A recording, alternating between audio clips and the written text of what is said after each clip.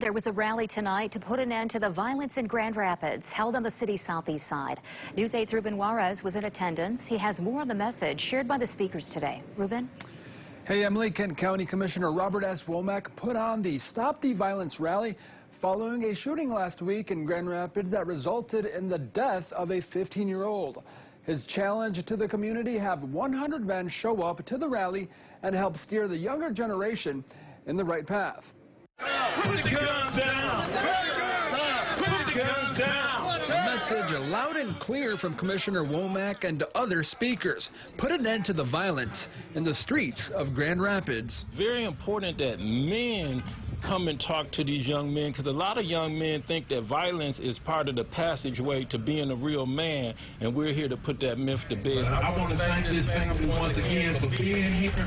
Among the people in attendance, the family of Jaquan Calvin, the 15-year-old shot to death last week on GR's southeast side. His cousin, Will Braylock, compelled to speak today, hoping his family's grief can perhaps change another young man's life for the better. Not only was he taken from us, he was taken from the community.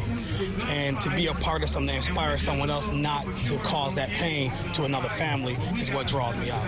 Religious leaders and elected officials among the speakers, also in attendance and spreading a nonviolent message.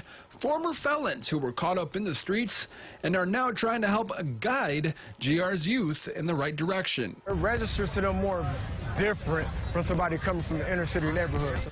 Jermar Sterling was locked up for 18 years for his involvement in a murder. He spent the afternoon showing young boys and newspaper clippings of his past. Letting them kids know, don't be this storyline. There's only going to be one of the three. Either you're going to be dead, either you're going to go to prison, or another person going to tell you about it.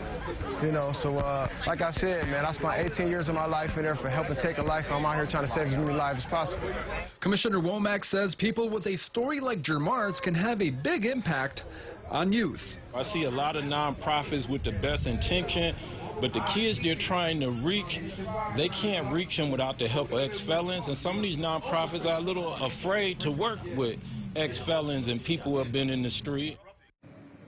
The goal of today's event was to inspire men to take part in programs that will encourage kids to stay clear of trouble. With men like Sterling preaching nonviolence, Commissioner Womack hopes Grand Rapids no longer sees deadly years like 2020, a year in which Grand Rapids saw a record high 38 homicides. Reporting in the newsroom, Ruben Juarez, News 8.